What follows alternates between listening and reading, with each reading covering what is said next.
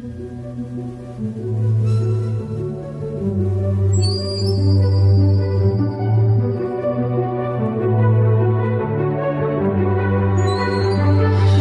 me to the sky.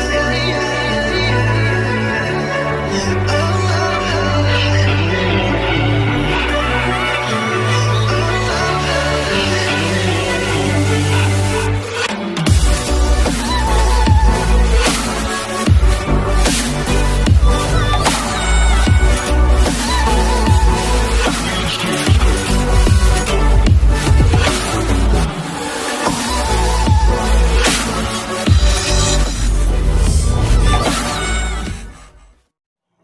O clima confortável do café da manhã se foi após aquela conversa. Todos sabiam que as coisas não seriam fáceis, mas quando um problema é tão grande que envolve outras vidas, a ansiedade e a insegurança começam a controlar seus pensamentos e nesse momento, Jong-woo estava inseguro. Minutos se passaram e Jong-woo estava olhando fixamente para um ponto fixo na mesa de café da manhã, até de mim perceber e cutucá-lo para chamar sua atenção. Ei, amor, você está bem? Tô sim, eu só tô meio distraído. E eu não posso nem te julgar. Antes eu já me sentia inseguro só por tentar nos proteger de coisas minimamente maiores do que nós. Agora isso é demais. Você tá bem, Shin? Eu tô com medo, Jungkook. Sobrevivemos uma vez porque tínhamos pessoas nos protegendo. Agora é diferente. Somos só nós contra divindades. Isso me apavora. Olha, me apavora também. Pela primeira vez na minha vida, eu tenho algo que valorizo mais do que a minha própria vida. E eu tenho medo de não ser forte o suficiente para proteger. Minha família é tudo pra mim. Você é tudo pra mim. Temos muito a perder se desistirmos agora. E eu não quero que esse seja o nosso fim. Nem eu quero isso. Acabei me lembrando do que o Mestre Gibbs nos disse quando chegamos aqui. Do que está falando? Você não se lembra? Quando ele falou sobre nossa história, ele disse que o Mestre Oráculo não havia escrito um final.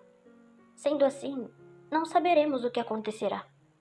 Não acha que deve haver um motivo para isso? Olha, eu conheço essa sua carinha. No que tá pensando? Eu não sei. E se nós escrevêssemos nosso próprio final? Ou pelo menos parte dele? Mas não dá pra fazer isso de mim. Eu bem que gostaria, mas só o oráculo pode escrever a história dos mortais. Ok, então não vamos escrever. Vamos improvisar, quer dizer. Podemos seguir adiante, vamos apenas seguir em frente fazendo como sempre fizemos. Acredito que quando algo tiver que acontecer, nós vamos saber o que fazer. Acho que entendo onde você quer chegar. Eu sei que a gente ultimamente não tem tido muitas boas esperanças, mas pode ser que algo bom aconteça, não é? Fomos pessimistas por muito tempo, acho que podemos mudar isso pelo menos uma vez. Jong-woo entendia os pensamentos de Jimin mais do que ninguém, e estava de acordo com ele. Logo voltaram seu foco aos outros, que apenas conversavam sem prestar atenção na pequena conversa que tiveram por alguns instantes. Os demais pareciam assustados com as possibilidades citadas por Namjoon, mas estavam dispostos a se arriscarem para ajudar a passar por esses tempos ruins que viriam pela frente. Mais uma vez, Jong-woo acordou após ter o mesmo sonho que o despertou na manhã anterior e nas outras antes dessa. Parecia que algo tentava chamar a sua atenção, e esse algo tinha um nome: Volker. Afastando esses pensamentos da mente, Jong-woo apenas ignorou o fato de estar tendo sonhos estranhos, e apenas se concentrou na conversa que fluía durante o café da manhã. E aí, o que acha da ideia? Eu passei a noite inteira lendo aquele livro e acho que deveríamos apenas tentar. Tá. Tentar o quê? Caramba, Jong-woo. Eu acabei de fazer um baita discurso aqui e você nem mesmo prestou atenção. Não é nada disso, Tei. Claro que eu estava prestando atenção. Ah, é? Você estava? Então sobre o que estávamos falando? Sobre você ter lido aquele livro que te deu uma ideia. É. Uma ideia pra quê? Tá bom, eu sei lá, Tei. Você venceu, eu tava distraído. Me desculpa, pode repetir? Você nunca me escuta. Tá bom, chega vocês dois. Vocês parecem duas crianças. Olha, Jungkook, o Tei teve a ideia de invocar a mente do oráculo de seja lá onde ele estiver. Mas isso é muito arriscado. E todos foram contra. Agora ele está tentando convencer você a dar apoio a ele nessa ideia maluca. Mas nem em pensamento. Conhece suas habilidades. Sabe o quanto isso é perigoso. Não se pode mexer com a mente das pessoas assim. Mas você nem me ouviu. Eu ouvi que mais uma vez você quer fazer algo perigoso e eu não vou deixar. Você pode acabar se machucando, Tei. Eu sou mais velho do que você, Jonko. Posso tomar minhas próprias decisões sozinho, sabia? Sim, eu sabia. E é claro que você pode, mas eu tô te pedindo pra não fazer isso. Porque eu não sei o que faríamos se você acabar se machucando ao ponto de algo irreversível acontecer. Tei, eu não tô te repreendendo. Nem passando por cima de você ou das suas escolhas. Eu só não quero que se machuque. Você ouviu, Tei? Não queremos que nada ruim aconteça com você. Por isso fomos contra essa ideia maluca. Teihan se viu de mãos atadas. Ele mesmo concordava que essa ideia era perigosa demais e então se deu por vencido, deixando essa ideia de lado. Por mais que estivesse frustrado, Tei queria saber o que Jonko realmente pensava sobre sua ideia. E então entrou na mente dele, encontrando algo que o deixou ainda mais curioso. Que cara é essa, Tei? Não é nada, eu acho. De repente, todos o encaravam, porque Teihan não conseguia esconder suas expressões quando algo o surpreendia ou o preocupava. Gostaria de tentar de novo? Essa sua cara não tá boa. Fala logo o que foi. É que eu acabei de ler a mente do Jonko para saber o que ele tanto pensava que vive distraído desde que chegamos aqui. E principalmente para saber sobre a minha ideia. Tei, eu já pedi para você ficar fora da minha mente. Desculpa, Jonko. É força do hábito, você sabe. Mas, olha, tem uma coisa estranha na sua mente. Uma coisa que eu não consigo ver. Uma coisa? Como assim, Tei? Eu apenas vejo olhos pretos e vermelhos dentro de uma bolha entre os pensamentos do Jonko. É forte e atrai minha curiosidade. Essa coisa tá criando raízes dentro da sua mente, sabia? Olhos pretos e vermelhos? Do que ele tá falando, Jonko? Jonko ficou pálido. Ele sabia do que se tratava, mas se aquilo fosse apenas um sonho, não estaria enraizado em sua mente. Olhando fixamente para um ponto aleatório no lugar onde estava, Jonko respirou fundo antes de escolher as palavras que iria dizer, e só conseguiu proferir uma. Volker. O quê? O nome dele é Volker. Essa coisa que tá na minha mente. Ele é um ceifeiro. Me desculpa. Como é que é? Ultimamente, eu ando tendo sonhos estranhos. Mais precisamente falando, desde que chegamos ao Castelo Red. E essa coisa aparece em meus sonhos, dizendo coisas. Como assim? Que tipo de coisas? Coisas que me fazem questionar a realidade. Mas são apenas sonhos. Como posso saber se são reais? Você não pode. Jonko, por que não nos disse isso antes? Horas, você sai por aí contando pra todo mundo sobre seus sonhos estranhos que o incomodam durante o sono? Não, mas com você pode ser diferente. Sabe disso. Depois eu que sou teimoso. E então, o que o tal ceifeiro dizia no sonho? Bom, ele disse que foi o ceifeiro que deveria ter me levado ao mundo dos mortos, quando eu morri na Montanha de Kali. Disse que foi ele que concretizou a barganha que o Apá fez com um bruxo e levou a alma dele no lugar da minha. E... O que foi? Tem mais coisa aí que eu sei. Tá na sua cara, Jonko.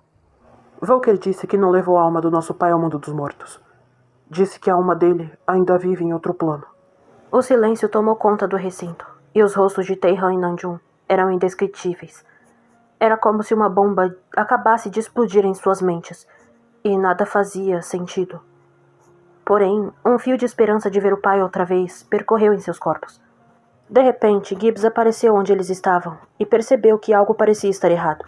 Logo, ele se pronunciou preocupado. Nossa, o que houve aqui? Por que essas caras de enterro? Mestre Gibbs, que bom que está aqui. Eu gostaria de te fazer uma pergunta. Por acaso você já ouviu falar sobre um ceifeiro chamado Volker? Volker? Onde ouviram esse nome? Bom, ele tem entrado nos meus sonhos desde que eu cheguei aqui. Então, ele tá vivo. Você parece feliz com isso, Mestre Gibbs. Você o conhece? E como conheço? Ele foi o primeiro da Ordem dos Ceifeiros que se rebelou contra sua própria espécie para ajudar o Mestre Oráculo, quando o Cavaleiro da Morte pisou na Terra pela primeira vez. Cavaleiro da Morte? O que é isso? Ele é um dos 4 cavaleiros do Apocalipse. Há muito tempo, quando Loki chegou a Midgard, ele tomou para si o poder de controlar a vida dos mortais, como seus súditos e escravos. Morte é um ser sombrio, mas sabe que não se deve mexer com o equilíbrio da natureza. Ele decidiu que o tempo dos mortais havia acabado, e então sentenciou todos a serem ceifados. Assim como Oráculo, Volker foi contra a ordem de seu mestre, pois estava apaixonado por uma mortal. E segundo ele, faria qualquer coisa para salvá-la, mesmo que para isso teria que salvar a todos. Volker roubou o anel de poder de seu mestre e o manteve adormecido até que tudo se resolvesse. Logo quando tudo terminou, Volker devolveu o anel a seu mestre e aceitou sua punição em obediência. Este que não foi tão misericordioso, e o jogou na mais profunda cela de Helm. Disse o Cavaleiro da Morte que sua atitude fora corajosa, mas ainda assim teve que pagar por roubar-lhe o anel. Volker usou o poder do anel para criar o Purgatório. Desde então, o Mestre Oráculo tenta uma barganha com Morte para libertar Volker e torná-lo um comensal assim como eu. Nossa, eu nunca pensei que um ceifeiro faria tanto por um mortal. Sr. Gibbs, de que forma esse ceifeiro ajudou o Mestre Oráculo? Eram tempos sombrios, quando Loki se declarou rei dos mortais. Oráculo estava decidido a defender o destino da Terra, já que ele não pôde prever a chegada de Loki.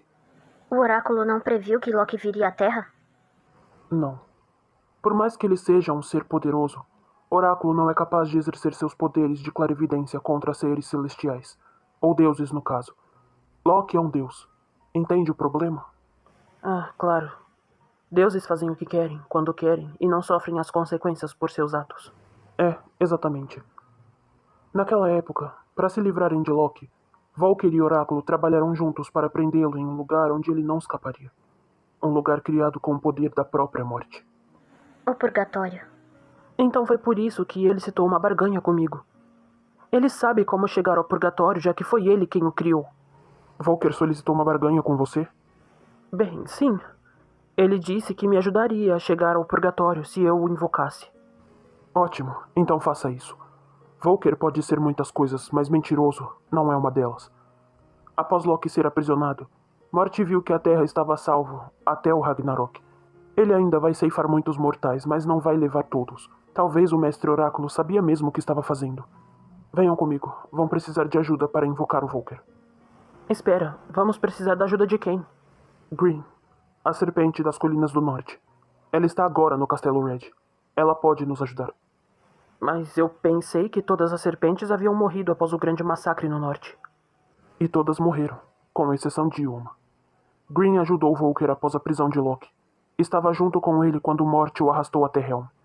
Precisamos que ela nos leve até o local exato onde Volker esteve antes de ser levado por Morte. Mas por que isso é necessário? Porque naquele dia, Morte arrancou a foice de Volker. E agora precisamos dela para libertá-lo.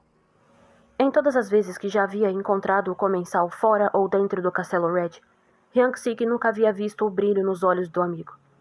Pensando nisso, o Dijin ficou feliz, pois Gibbs havia voltado a ter motivação para largar a bendita garrafa de rum. Seguindo o comensal até os calabouços do castelo, os rapazes e a feiticeira viram vários outros comensais cuidando das feridas do enorme animal. Sua pele estava com várias feridas inflamadas de queimaduras, e outras pequenas, já necrosadas. E ao olhar para o estado da serpente, Jin sabia exatamente o que fazer para mantê-la fora de perigo, antes que ela morresse agonizando. Mas o que vocês estão fazendo? Isso é leite de papoula? É sim. Desculpe, mas quem é você? Pode me chamar de Jin. Sr. Gibbs, o objetivo aqui é salvar essa serpente ou matá-la? Salvá-la, é claro. Por quê? Porque leite de papoula vai apenas afastar a dor. As feridas de queimaduras podem ser facilmente tratadas, mas aquelas são pequenas, mas são as mais perigosas. Consegue ver a diferença de coloração da pele saudável e da pele adoecida? São completamente diferentes. Temos que cortar o tecido necrosado antes que a infecção se espalhe, ou ela morrerá em poucos dias. Mas como você sabe de tudo isso?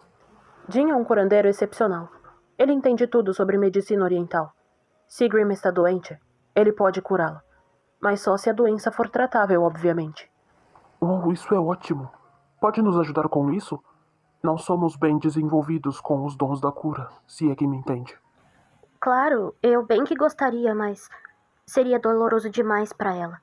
Temo não ter o suficiente de ervas para tratá-la. Espera, Jean, se lembra quando me falou do elixir mais poderoso da medicina? Sim, eu me lembro. Mas não é possível reproduzi-lo. Sabe que eu não posso fazer isso. Sim, eu sei. Mas a Rosé pode nos ajudar. Ela tem esse elixir. Lágrimas de Rei.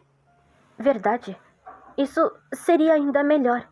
Ela não sofreria e nem sentiria dores por vários dias. Estaria curada em questão de segundos. Eu posso ver o elixir? É claro. Rosé pegou seu frasco de lágrimas de rei de um de seus bolsos de sua roupa e entregou ao Ômega, que admirou aquele líquido antes de aplicar poucas gotas nas feridas da serpente. A breve ardência causada pelo elixir percorreu o corpo de Green, confirmando que aquilo era mesmo lágrimas de rei, pois a serpente já estava curada e se movendo.